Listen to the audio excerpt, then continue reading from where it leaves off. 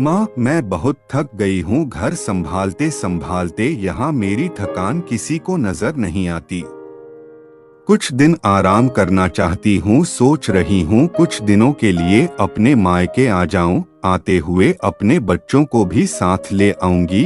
वे वहीं से स्कूल चले जाएंगे। आखिर एक ही शहर में ससुराल और मायका होने का कुछ तो फायदा मिले। नम्रता ने फोन पर अपनी माँ से कहा। पार्वती जी ने दूसरी तरफ से कहा, हाँ बेटा, जब तेरी इच्छा हो आ जाना। आखिर ये तेरा भी तो घर है।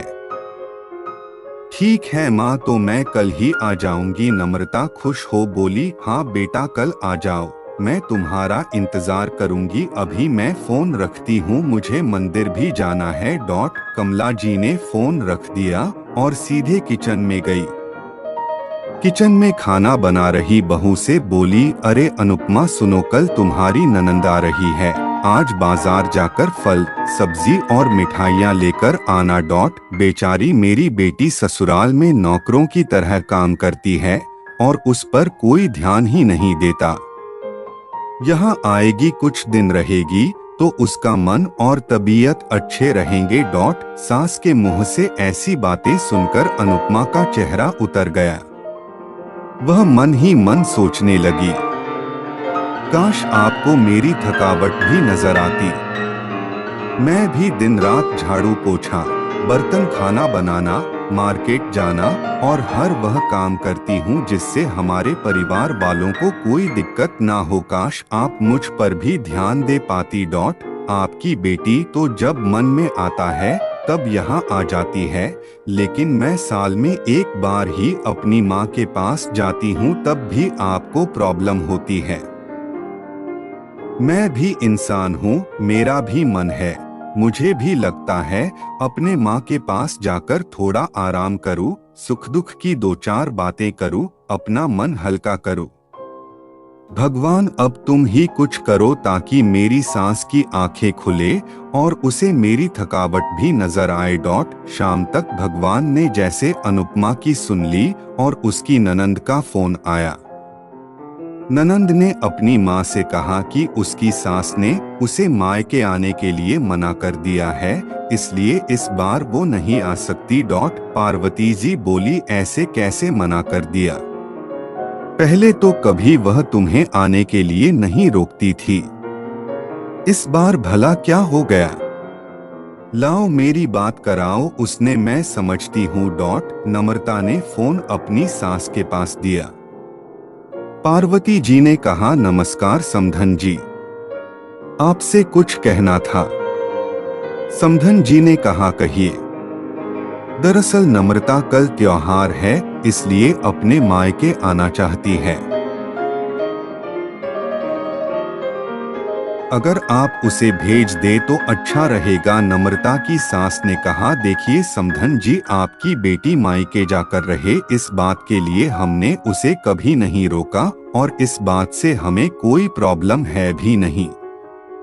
कुछ दिनों पहले मैं अपने रिश्तेदार के शादी में गई थी, वहां आपकी बहू अनुपमा की माताजी से मिलने का मौका मिला। उनसे गपशप करने के दौरान उनकी बातों से पता चला कि अनुपमा को साल में एक ही बार अपने मायके जाने को मिलता है और वह भी बहुत कम समय के लिए। मुझे लगता है आपको पहले अनुपमा को उसके मायके भेज देना चाहिए और वह जब मायके होकर आ जाएगी तो मैं नम्रता को आपके पास भेज दूंगी। एक बहुत जरूरी बात जो मुझे लगता है आपको समझ लेनी चाहिए कि आपको अपनी बहू को भी बेटी की तरह या बेटी से भी ज्यादा प्यार देना चाहिए। उसे भी मायके जाने की इच्छा होती होगी। हो सकता है नम्रता के वहां आने से उसकी आवभगत करने के लिए आप उसे उसके मायके नहीं भेजती होंगी, या फिर वह आपसे कुछ कहने से अभी डरती हो। अगर आप उसको घर में ही कैद रखेगी तो एक दिन ऐसा आएगा जब वह आपके खिलाफ बोलने लगेगी, फिर वह आपकी सुनेगी भी नहीं और जब चाहे तब अपने मायके जाएगी। ऐसी परिस्थिति आए, इससे अच्छा है कि आप ही कुछ बदलाव अमल में ले आए जिससे आपका रिश्ता और रिश्ते की मिठास खराब ना हो।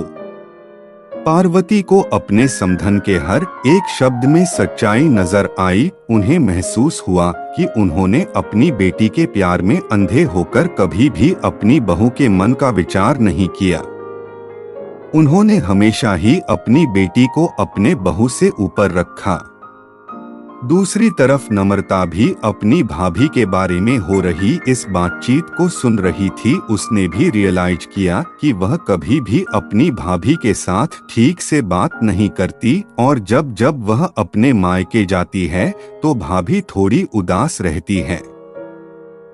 पार्वती जी ने अपनी बहू को बुलाया और उसे कहा कि अनुपमा कुछ दिनों के लिए नम्रता नहीं आने वाली है, इसलिए पहले तुम अपने मायके होकर आओ। यह सुनते ही अनुपमा का चेहरा खिल गया, क्योंकि यह पहली बार था जब उसकी सास ने सामने से उसे अपने मायके जाने के लिए कहा था।